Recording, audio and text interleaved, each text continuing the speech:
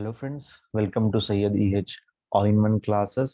सो हम लोग electro homeopathy में ऑर्गन ऑफ इलेक्ट्रो होम्योपैथी हम लोगों ने स्टार्ट किया था। सो अब तक का जो चैप्टर था वो एकदम अलग था। कोहोबेशन के बारे में हम लोगों ने डिस्कस किया था कि मेडिसिन या फिर रेमेडी किस तरह बन के आपके पास आपके क्लिनिक पे आती है और आप उसको कैसा डाइल्यूशन में बनाते थे। ठीक है, तो ये था कोहोबेशन के बारे में। ठीक है, आज हम लोग डिस्कस करेंगे एक इम्पॉर्टेंट टॉपिक, ऑर्गेनन का, सॉरी, कोहोबेशन का डिटेल जो था वो प्लांट्स से था रिलेटेड। अब ये जो टेम्परामेंट जो रिलेटेड है ये आपके पेशेंट से रिलेटेड है। ठीक है, तो पेशेंट के बारे में सबसे पहली चीज और बहुत ही इम्पोर्टेंट चीज, और जो आपके लिए एकदम इसमें कहीं पर भी आपको गलती नहीं करना है। ठीक है, तो ये चीज अगर जानकारी अगर हमें होगी पेशेंट के बारे में, तो हम 80 to 90% डायग्नोसिस सही कर सकेंगे और पेशेंट को सही मेडिसिन दे सकेंगे। और 90% जो मेडिसिन है इस पे डिपेंड है। ठीक है, तो वही टॉपिक है टेम्परामेंट। ठीक है, टेम्परामेंट के एक्सपर्ट अगर आप बन गए तो आपको रिजल्ट भी आपके कुर्सी के बाजू रहे। यानी टेम्परामेंट आपने चेक किया, मेडिसिन आपने दिया, तो रिजल्ट आपके बगल में रहे। ठीक है, तो टेम्परामेंट के बारे में आज से हम लोग डिस्कस करेंगे। बहुत ही इम्पोर्टेंट टॉपिक है और एकदम मज़ेदार टॉपिक भी है, क्योंकि इस पर बहुत सारे रिसर्चर्स ने या डॉक्टर्स ने इस चीज़ को गौर किया। इस पे बहुत सारे चीज़ों को उन्होंने माना। और ये एक ऐसी चीज़ है, इससे ह्यूमन साइकोलॉजी के बारे में आप मालूम कर सकते हैं और ह्यूमन साइकोलॉजी को एकदम पढ़ सकते हैं और आगे वाले इंसान के हैबिट्स को, उसकी चाल चलन को, उसके बैठने को, उसके उठने को, उसके खाने को, हर चीज पे आप कमांड हासिल कर सकते हैं। ठीक है, सिर्फ टेम्परामेंट अगर हमारे सही है। तो आइए शुरू करते हैं आज का लेक्चर टेम्परामेंट के बारे में। तो बेसिकली ये जो कॉन्सेप्ट है, द कॉन्सेप्ट ऑफ टेम्परामेंट, या फिर इसको और एक अल्टरनेट नेम दिया गया कॉन्स्टिट्यूशन। ठीक है, कॉन्स्टिट्यूशनल रेमेडी बोल सकते हैं, टेम्परामेंटल रेमेडी बोल सकते हैं, इसलिए इलेक्ट्रोहोम्योपैथी इज वेरी ओल्ड। यानी ये कोई नई चीज नहीं है कि ऐसी आज ही इन्वेंट हुई, आज ही से इस पे वर्क किया जा रहा है, बल्कि ये बहुत ही हजारों सालों से इस पे कमांड हासिल करने की कोशिश कर रहे हैं लोग, और इसको मालूमात करने की हासिल कोशिश कर रहे हैं। जैसा कि उनमें से एरिस्टोटल है, हिपोक्रेट्स है, डॉक्टर गेल, डॉक्टर पैरासिलस भी है, डॉक्टर हैनेमन है, डॉक्टर वॉन ग्राउगैल है, और बहुत सारे साइंटिस्ट है, डॉक्टर्स है। ठीक है, यही चीज को हमारे डॉक्टर काउंट सीजर मैटी ने भी अपने इलेक्ट्रो होम्योपैथी में शामिल किया, लेकिन सबसे अलग अंदाज में, सबसे एक अलग टेक्निकल वे में। ठीक है, तो इलेक्ट्रोहोम्योपैथी इसको शामिल किया। ठीक है, वो क्या है आगे हम लोग डिस्कस करेंगे। ठीक है, बहुत सारे अलग अलग राइटर्स है, बहुत सारे फिलोसोफर्स है, जिन्होंने टेम्परामेंट के बारे में अलग अलग अंदाज में उन्होंने क्या किया, डेफिनेशंस दिए और एक्सप्लेनेशन किया। लेकिन सबका निचोड़ अगर हम आपके सामने लाएंगे, सबका समराइज अगर लाएंगे, that the constitution of a person appears to be a basic characteristic predominant by the influence of vital element। यानी हर फिलोसोफर के हिसाब से, हर राइटर के हिसाब से, ये जो आपका क्या कहेंगे इसको, डिफिनेशन है, इसको हम लोग फिटअप कर सकते हैं।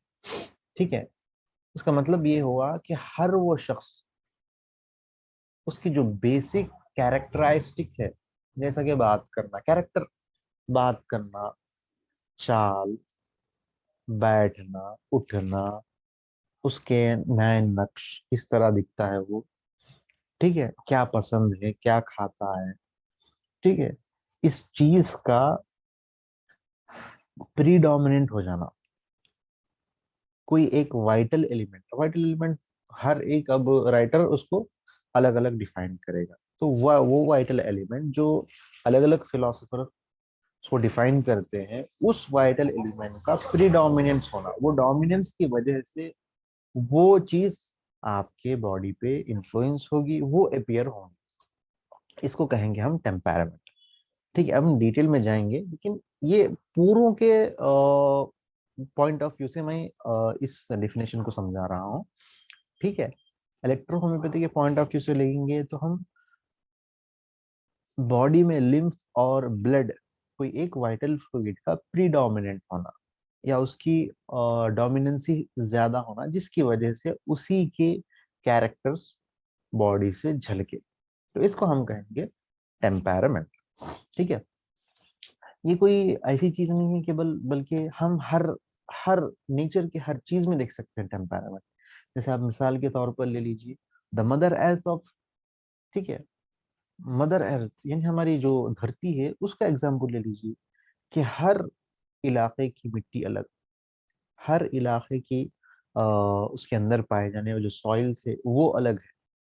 ठीक है, वहाँ की हवा अलग, वहाँ की गर्मी अलग, वहाँ का पानी अलग, ठीक है, वहाँ की धूप अलग।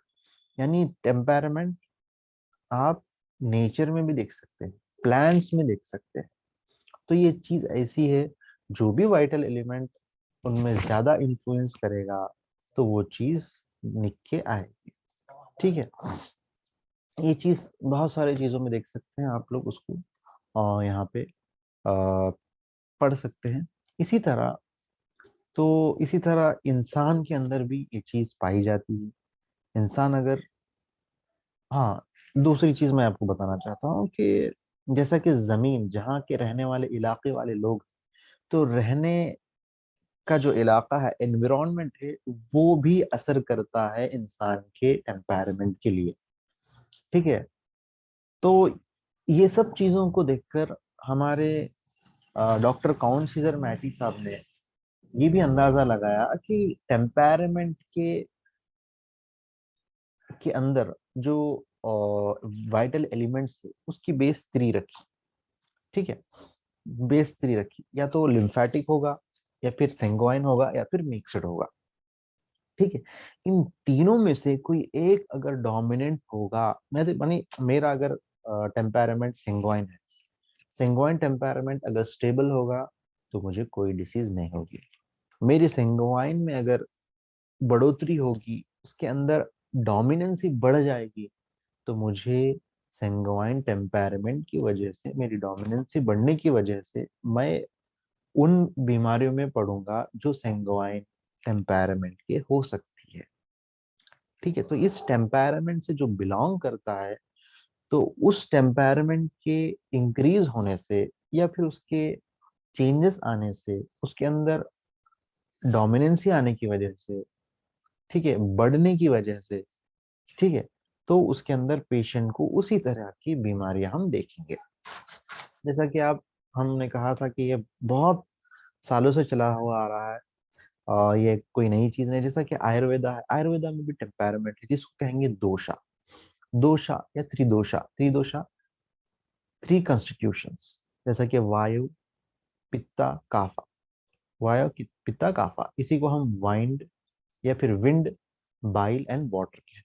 इनमें से जो डोमिनेंस होगा वो चीज उभर के आएगी, उस टेम्परामेंट का पेशेंट होगा, या कॉन्स्टिट्यूशन का पेशेंट होगा, या फिर दोषा का पेशेंट होगा। ठीक है, इसी तरह हमारे एरिस्टोटल साहब ने भी एक क्लासिफाई किया ह्यूमन बीइंग्स को बेसिक ऑफ साइज, साइज के हिसाब से, बिल्ट के हिसाब से, उसके नेचर के हिसाब से। ठीक है, इसी को उन्होंने नाम रखा फिजियो फिजियोग्नोमी।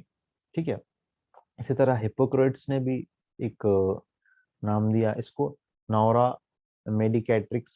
ठीक है, इसी की वजह से अंदर अलग अलग, हर एक इंसान के अंदर एक अलग अलग कैरेक्टरिस्टिक्स होते हैं, बॉडी के हिसाब से, हैबिट की, उसके आदतों के हिसाब से, उसके मेंटालिटी के हिसाब से, उसके नेचर के हिसाब से।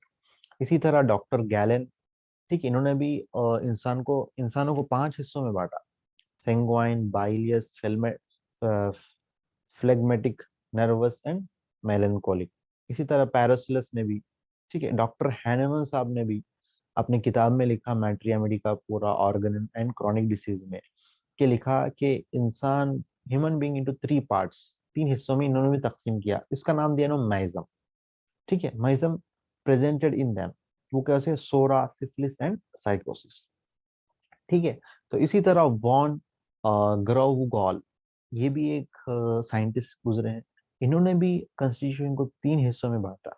इन्होंने एनवायरमेंटल को नहीं लिया, बल्कि क्या लिया, इन्होंने जो गैसेस प्रेजेंट है, गैसियस को लेकर इन्होंने गैसियस के हिसाब से इसको डिवाइड किया, हाइड्रोजनाइड, ऑक्सीजनाइड, कार्बोनाइट्रोजनाइड, यानी जिस इंसान के अंदर हाइड्रोजन एक्सेस होगा उसको है कहेंगे हम हाइड्रोजनाइड, हाइड्रोजन और वाटर की मात्रा अगर ज्यादा होगी हाइड्रोजनाइड, ऑक्सीजनाइड, एक्सेस ऑफ ऑक्सीजन या फिर इन्फ्लुएंस ऑफ ऑक्सीजन, यानी उसके अंदर ऑक्सीजन की मात्रा तो या ज्यादा हो या फिर ऑक्सीजन के प्रभाव उसके अंदर ज्यादा हो, तो उसको ऑक्सीजनाइड, उन्होंने उस कैरेक्टर का नाम दे दिया ऑक्सीजनाइड, कॉन्स्टिट्यूशन का नाम दे दिया ऑक्सीजनाइड।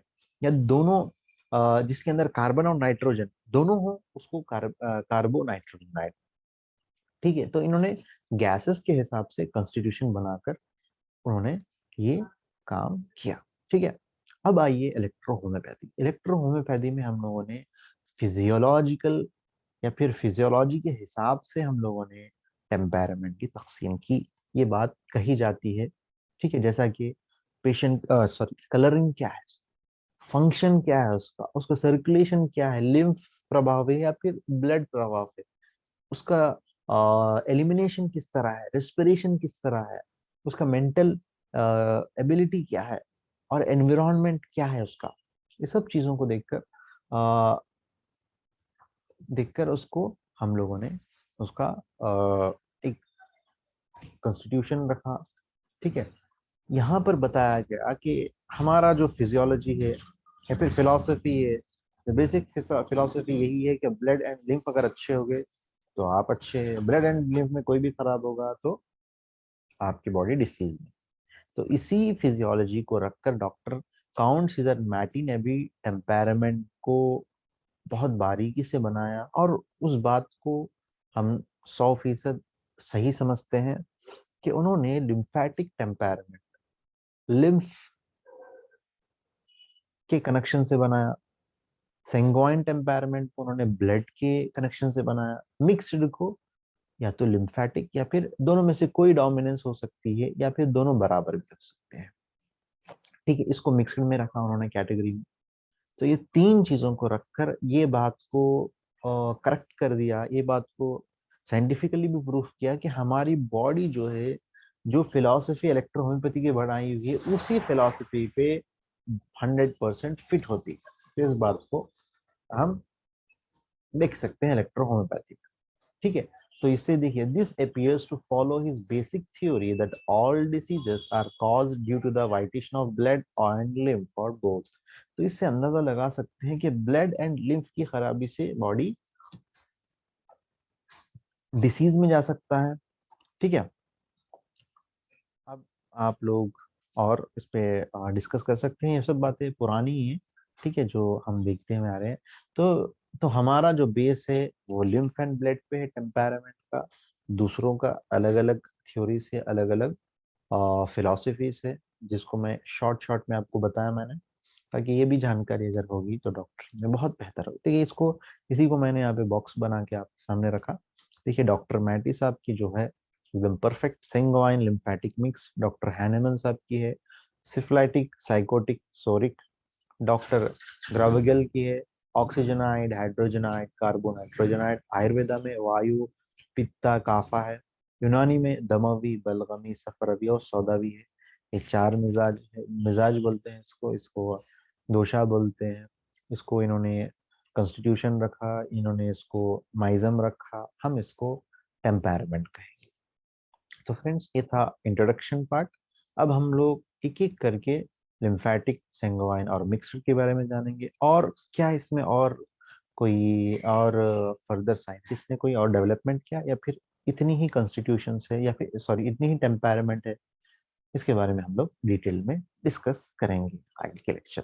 Okay, thank you.